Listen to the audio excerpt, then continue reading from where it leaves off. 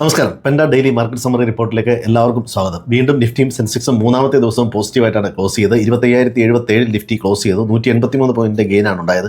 0.74%. Sensex 81,790 close ചെയ്തു. 582 പോയിന്റിന്റെ ഗെയിനാണ് ഉണ്ടായത്. 0.72% നേട്ടത്തിൽ ക്ലോസ് ചെയ്തു. ബാങ്ക് നിഫ്റ്റി 56,104 515 പോയിന്റിന്റെ ഗെയിനാണ് ഉണ്ടായത്. Mid cap 0.76%, small cap 0.13% positive close ചെയ്തു. Nifty IT, Nifty bank, realty, auto എല്ലാം പോസിറ്റീവ് ക്ലോസ് ചെയ്തപ്പോൾ എനർജി, FMCG, മീഡിയ, മെറ്റൽ എല്ലാം നെഗറ്റീവിലാണ് ക്ലോസ് ചെയ്തത്. മാർക്കറ്റിനെ സംബന്ധിച്ചിടത്തോളം ഒരു പോസിറ്റീവ് സെന്റിമെന്റ്സ് നിലവിലുണ്ട് എന്ന് വേണം മനസ്സിലാക്കാൻ. 25,000 മുകളിലൊരു ക്ലോസിങ്ങും ഒരുപക്ഷെ അതാണ് സൂചിപ്പിക്കുന്നത്.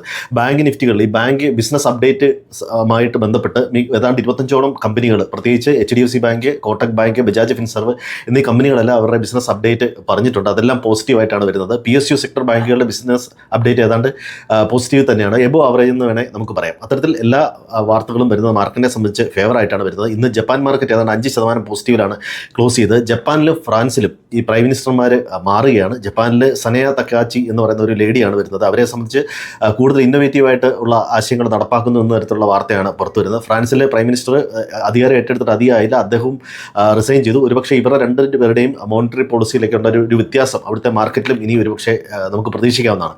മറ്റൊന്ന്, US വീണ്ടും ഒരു റേറ്റ് കട്ട് ഹോപ്പും അതുപോലെ AI കമ്പനികളുടെ ഒരു മൊമെൻറ്റം അത്തരത്തിലൊരു എക്സ്പെക്ടേഷനുണ്ട്.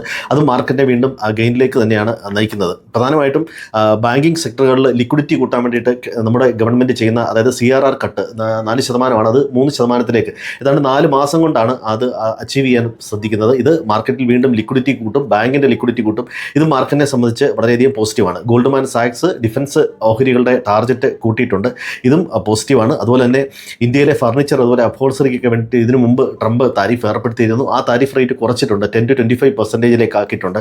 ഇതും അത്തരമുള്ള സെക്ടറുകൾക്കെല്ലാം പോസിറ്റീവാണ്. ഏഷ്യൻ മാർക്കറ്റിൽ ചൈന ഇന്ന് ഹോളിഡേ ആണ്.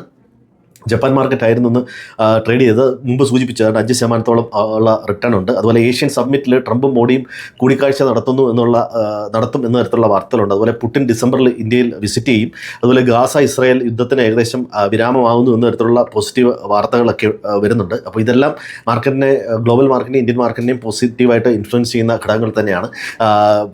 ഫ്രാൻസിലെ പ്രൈം മിനിസ്റ്ററുടെ റെസിഗ്നേഷൻ അവിടുത്തെ ഇൻഡെക്സിനെ മൈനസിലേക്ക് നയിച്ചിട്ടുണ്ട്. ക്യാക്ക് മൈനസിലാണ്, 100ഓളം പോയിന്റ് മൈനസിലാണ് ഇപ്പോൾ ട്രേഡ് ചെയ്യുന്നത്. ബാക്കി 2 ഇൻഡെക്സും പോസിറ്റീവിലാണ്. US ഫ്യൂച്ചർ പോസിറ്റീവായിട്ടാണ് ട്രേഡ് ചെയ്യുന്നത്. അപ്പോൾ ശരിക്കും പറഞ്ഞാൽ US ഷട്ട് ഡൗണിനെ സംബന്ധിച്ചിടത്തോളം എന്തെങ്കിലും വാർത്തകളും താരിഫ് റിലേറ്റഡ് വാർത്തകളും വീണ്ടും മാർക്കറ്റിനെ സ്വാധീനിക്കാനുള്ള എല്ലാ സാധ്യതയുണ്ട്. എല്ലാവർക്കും നല്ലൊരു ദിനം ആശംസിക്കുന്നു. Thank you.